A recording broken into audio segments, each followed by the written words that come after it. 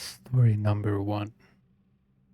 I remember back in 2005 or 2006, I used to go to movies with my sister.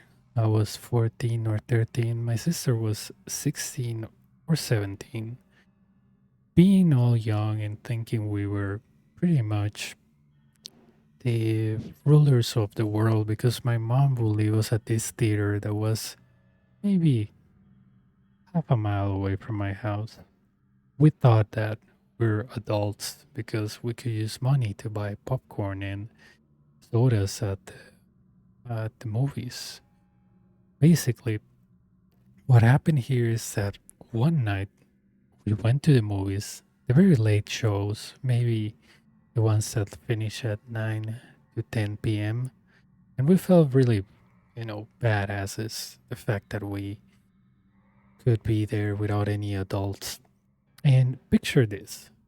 There, there is let's say, roads coming from all directions, north, west, east, and south. It's all roads with cars. And the theater itself was located in like two malls that connect each other with an internal bridge. So the theater itself was on the other side of one bridge. But when you exit, it was like a parking lot because the rest of the place was closed. So you will exit through the parking lot because only that section was open because at 9 p.m. or 10 p.m. all the restaurants and fast food is closed. At least back in the day, that's how it was. So I cannot tell you what movie I went to watch with my sister because I cannot remember. I just remember that we exit the theater and like any of these stories, everything was so quiet, not a single car, no nothing. I just remember exiting with my sister and maybe with 6 or 8 people because it was the very late movie show. And in front of the theater or in front of that mall, there was a bank, a very big bank that took almost an entire block. Or maybe not the entirety of the block, but a quarter or half of the block. It was very big. So naturally, it was a very cold night, and I was looking at the sky, and there it was. This giant ship, if you want to call it, this giant saucer or disc that was floating around on top of the bank. It was a bit as big as the bank, and I remember it very well. It had red lights, like if there was a Christmas tree, only red, flashing, and it was spinning around in such a slow motion that I thought that thing was gonna fall because it was there levitating and it was moving so slow that I got petrified. I don't know why, but the ship was so big. Even though the sky was dark, the ship was so black that you could see it because it was so black. So the night is obviously dark, but that thing was so black that it will stand out, and those lights were moving slowly, and it was rotating and rotating and rotating. That was the only thing I remember. The next thing I remember is that I was at home and I woke up and I thought it was a dream. But then I went to my sister and I asked her, "Hey, do you remember?" And she looks at me and doesn't say anything. It says, "The UFO?" And I asked her, "Do you remember it?" She said, "Yes. It was very black and it had red lights all over and it was spinning and spinning and spinning. And suddenly it was moving away from the bank." And I asked her, "What happened next?" And she said, "I don't know. I just remember that I woke up. It wasn't a dream. It couldn't be a dream. If it was a dream, only I will remember. Did I experience something and somehow that memory is still hitting inside of my head? Did I dream about it and somehow my sister dreamed the same thing? Why can I not remember the movie that I went to watch? Why, when I exit the parking lot, feels that I was in a different place? Because the parking lot, there were two parking lots, and the one where I exit it was not where the movies was. Did I went there because my mom told us to wait her there? Did we exit there because the other parking lot was closed? Was it also all a hallucination that collectively my sister and I imagined this? All I can remember was the vivid image of that giant black thing with spinning red lights moving very slowly on the top of the bank, maybe meters or feet away from probably even landing. I really have no idea what it was, but I promise you that to me it felt very real.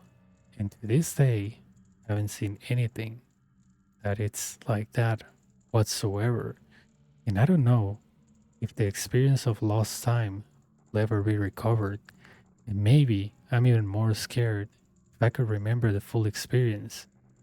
Who knows what actually happened? Story number two. My dad was a pilot here in my country. He probably flied for 21 years or so. When I remember that I was looking at a picture, it was more a frame that he had. He had pictures of planes all over the house. But there was a picture of the sky where I noticed something strange. And I asked my dad, hey, what is this? And he said, probably a bug of the camera or, you know, a, a phenomenon that it was a weather thing. I asked my dad, hey, dad, have you ever seen a UFO? He starts laughing at me like, this dumb kid. But my dad was a big joker, so am I. I like to joke with people a lot. But he got very serious and told me a UFO. And I was like, yeah, like the ones that you see on TV that people claim they have seen all over the world. And sometimes they put them on cartoons and movies. He told me, son, when you're a pilot and you love your job, no matter what you see in the sky, you never report it. And I asked my dad, does that mean you've seen UFOs and you never told your superiors? And he said, hey, do you like the school that you go? I said, yeah.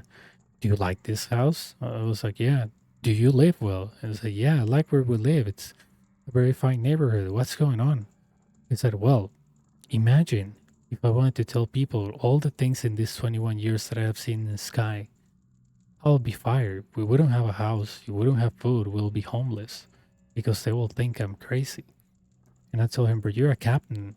People will listen to you. He said, son, people can listen to me, but I don't have any evidence of the things that I saw. And even if I did, what can you do if it's something you don't recognize that flies next to you? Do you really want to report such thing? Do you want to tell people what you saw? Maybe they will think you're high or drunk or both, or maybe they'll think you're going to a mental breakdown. This type of things for pilots is very common. If you see something unknown to the sky, try to avoid it. Try not to look at it. And that's why most of the pilots drink, he told me. We all have a drinking problem. Mainly because our schedule, sleeping, and for family is a mess. Because our days off are never the same. I have to be sometimes in three countries in 1 week. So we mess up our sleeping schedule, and when we get home, we don't want to do anything but sleep. And besides that, with all the stuff that we see in the sky, we don't know if it's sleep deprivation or we're just saying things, and nobody seems to care, or probably they know that what we're seeing, they cannot even explain it. So if they try to explain something that we don't even understand what really is, maybe that will get people scared of flying or even moving in the sky. And that will mean the end of aviation until we explain a phenom, which we haven't been able to explain for more than 80 or 70 years. I just told my dad, can you tell me of a story that happened to you? And he said, just figure out if you see something on that sky picture that I took, if you see something strange in there, it's probably what you think it is, but I will never admit it. Story number three. This happened back in maybe 2005, 2004. My grandma, that she was a World War II survivor, she told me that her husband that died, I think in the 60s, uh, was taking a picture back in the day, those black and white pictures, because he just purchased a car. He was a engineer of some sort, like those engineers that plan to make roads. I cannot remember the name of those, but you get the picture. Anyways, she said he was so proud that he purchased his first car, and my grandmother went from Italy to live to Peru because Italy was devastated by the war. And she told me he purchased a new car and he took a picture. I said, but on that picture, when he revealed it, he realized there was a giant, or what it looked like, a flying disc behind him when he took the picture. So it looks like something flew by in the instant that he took the picture. My grandmother used to say, "Oh, I blame Mario, her son, and well, I guess it will be my uncle. He took that picture and sold it. I don't know where because he was on drugs, but you could see the flying disc underneath, and it was your grandpa that now he's no longer alive." Just posing there smiling while a flying disc appeared on the background. And he said, this was in the 50s or in the 60s. You cannot fake this. There was no technology. They just revealed the photos and gave it to him. And I've been dying to get that picture, but I know that what I'm telling you, you won't believe me. But we all saw the picture. But since back in the day, you could have a picture of something in the media and there was not even internet, nothing was connected. It was just a local rumor. But my grandma will tell us this story all the time, and she will regret that she no longer had the picture. But she said, we've seen those things before. It's just that having evidence of actually seeing one, that it's a picture from the 60s or the 50s, it means that these things have been around longer than we think. And the fact that they just fly around without us even noticing, it makes us wonder, is this really an alien civilization? Is it technology that we don't even know that exists? Or is it a phenom that we don't understand that it's part of the earth? Like some type of defense mechanism against humanity itself? You always wonder when you see these things that defy any laws of physics. Is it an alien civilization that travel here to do something? Or is it the earth defending itself against its own parasites, humanity? My grandma always, until she died, she said, I wish I had the picture. I'm not crazy. I know what I saw. And my mom said, I saw it too. I remember the picture.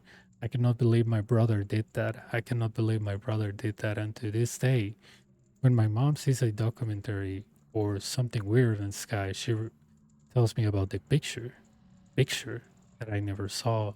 But somehow, thinking about it makes me really scared. Okay, those were all the three stories that I have for you guys. Very short. They were all based on events. The first two, and the third one, it was a story that my grandma told me when we were growing up. Still remember it to this day, and it's really scary. Anyways, if you'd like me to read any of your stories instead of me trying to remember all the stories of my life, let me know on the comments or just email me on the email that is in the description. And have a good one.